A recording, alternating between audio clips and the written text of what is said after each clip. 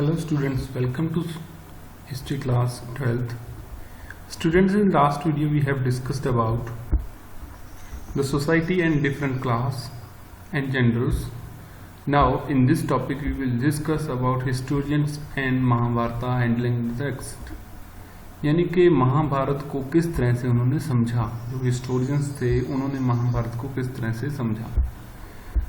अगर हम देखें कि जो महाभारत थी उसको एनालाइज करने के लिए हिस्टोरियंस ने क्या किया है। Historian consider several element when they analyse the text को एनालाइज करने के लिए उन्होंने पहले बहुत सारे एलिमेंट को स्टडी किया है। कैसे एलिमेंट थे, जैसे महाभारत के टाइम में पाली, प्राकृत, तमिल लैंग्वेजेस में लिखे गए जो ऑर्डिनरी लोगों द्वारा और संस्कृत में लिखे गए जो चीजें थी उन सभी को उन्होंने पढ़ा और कंपेयर किया।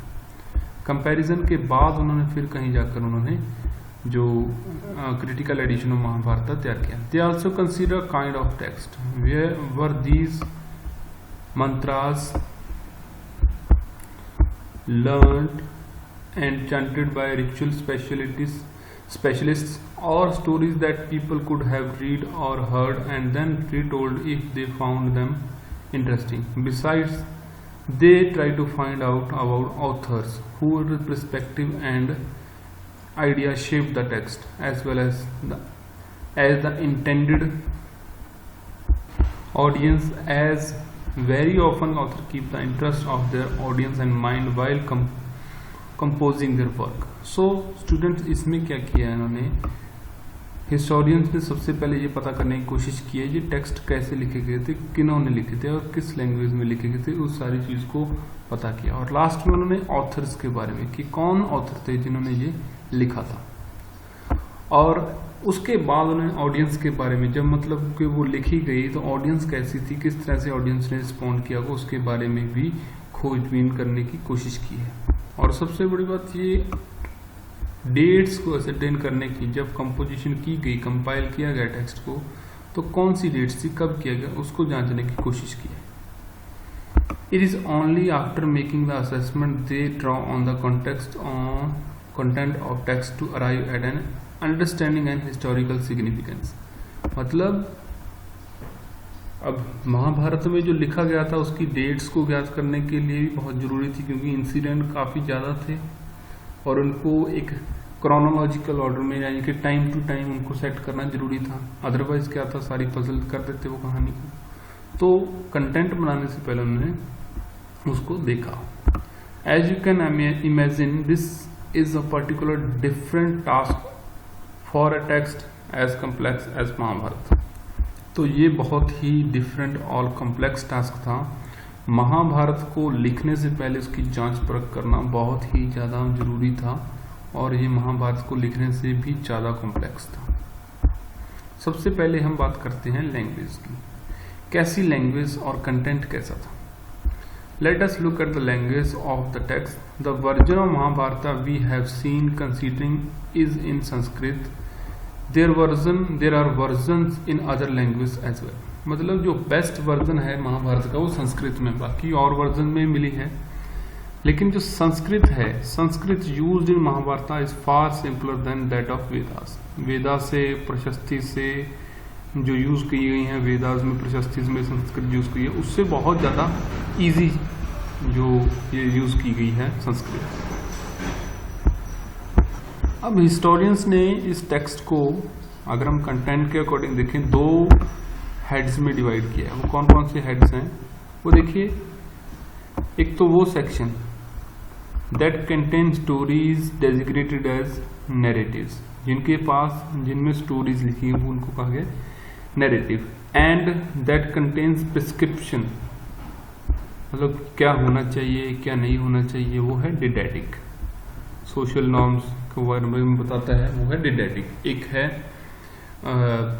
नैरेटिव जिसमें सिर्फ स्टोरी बताई गई है, और दूसरा जिसमें इंस्ट्रक्शंस दी गई। डिडैक्टिक का मतलब होते हैं इंस्ट्रक्शन, कुछ बताया जाए in the form of instructions. This division is by no mean watertight. The deductive section include stories and narrative often contain social messages. ऐसा नहीं है कि डिडैक्टिक और जो ये दूसरा हम कह सकते हैं नैरेटिव पोर्शन ये अलग अलग थे। वाटरटाइट मतलब अलग अलग थे, बिल्कुल ही अलग थे, एक दूसरे से बिल्कुल सेपरेट। ऐसा नहीं था। डिडैक्टिक में नॉर्म्स बताए जाते लेकिन स्टोरीज भी थी। नैरेटिव में स्टोरीज बताई जाती लेकिन सोशल नॉर्म्स भी इसमें डिस्क्राइब किए गए। तो मतलब इतना ज़्यादा शार्प डिफरेंस इसमें नहीं था। तो generally historian agree that Mahabharata was meant to be a dramatic moving story and that the didactic portion were probably add later. तो हिस्टोरियन इस नतीजे पर पहुंचे कि महाभारत एक स्टोरी है जिसमें डिडैक्टिक यानी कि सोसाइटी के नॉर्म्स वाला पोर्शन जो है वो बाद में ऐड किया गया। तो मतलब सोसाइटी में रूल्स एंड रेगुलेशन जो हैं शायद इसको बाद में ऐड किया गया होगा, शायद ऐसा हुआ था, ये हिस्टोरियंस का मानना है।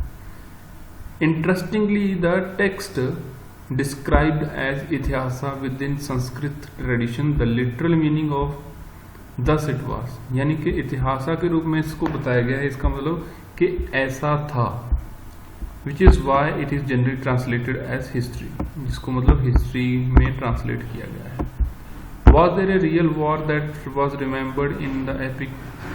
We are not sure, but some historians think that memory of an actual conflict among kinfolk was preserved in the narrative. Other points out that there is no other corroborative evidence of the battle.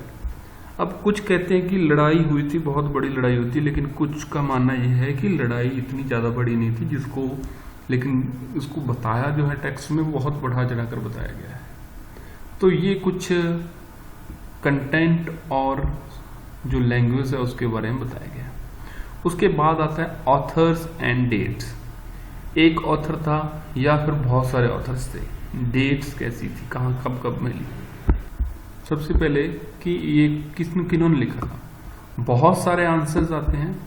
ऐसा कहा जाता है जो original story है वो probably charioteer board, जिनको हम सूता कहते हैं, उन्होंने लिखी थी, जो क्षत्रिय के साथ बैटलफील्ड में जाते थे और उनकी विक्ट्रीज, उनके अचीवमेंट्स को सेलिब्रेट करने के लिए पोएम्स वगैरह लिखते थे। चैरिटियर बार्ड समझते हो, जो रथ चलाते हैं, सूतास भी कहा जाता है। ये जो कंपोजिशंस थी ये ओरली आगे आगे सर्कुलेट होती गई, लेकिन 5th सेंचुरी में ब्राह्मणास ने इस सारे टास्क को टेक ओवर कर लिया और उन्होंने अपने तरीके से इसको लिखना शुरू कर दिया। This was the time when chiefdoms such as those of Kuru and Panchala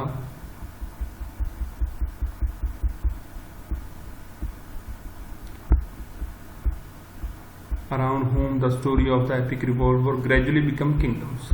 तो ये किंगडम्स बन गई थी, ये जो छोटी छोटी चिefdoms ये किंगडम बन गई थी और ब्राह्मणों ने ले लिया था इसको, महाभारत को लिखने का जो कार्यभार अपने में ले लिया उस टाइम जब कुरु और पांचाल देश पूरी डेवलपमेंट करते थे। क्या किंग्स इतिहास को रिकॉर्ड करवाना चाहते थे, सिस्टमेटिकली प्रिजर्व करवाना चाहते थे?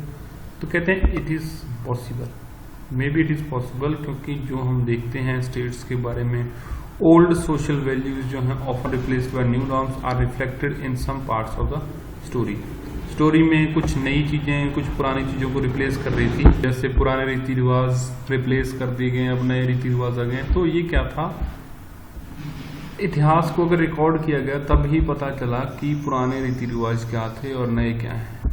तो जो टेक्स्ट थे वो 200 BCE से 200 CE के बीच में लिखे गए।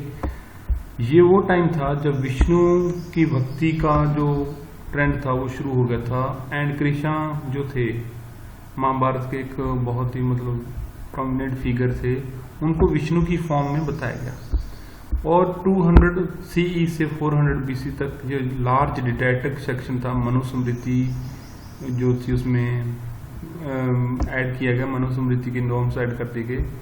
With these addition, a text which initially perhaps was less than 10,000 verses grew into 1 lakh verses. Didactic portion यानी कि सोशल नॉर्म्स वगैरह जो थे मनुस्मृति से ऐड कर दिए गए, और जो 10,000 वर्सेस का पहले वाला जो एक पोर्शन था वो बड़ा होकर 1 लाख वर्सेस में कन्वर्ट हो गया। तो एक बहुत बड़ी जो कंपोजिशन थी वो बन गई। This enormous composition traditionally attributed to sage named Vyasa. तो कहा जाता है कि वेद व्यास जी जो हैं उन्होंने किया, इसकी रचना की, मतलब इसको मोल्ड करके इसमें ये सारे नॉर्म्स करके इन्होंने सारा करके इकट्ठा करके इसको लिखा। नेक्स्ट जो टॉपिक बच गए हैं ये लास्ट वीडियो में हम कंप्लीट कर देंगे, तब तक आप ये कीजिए। Thank you.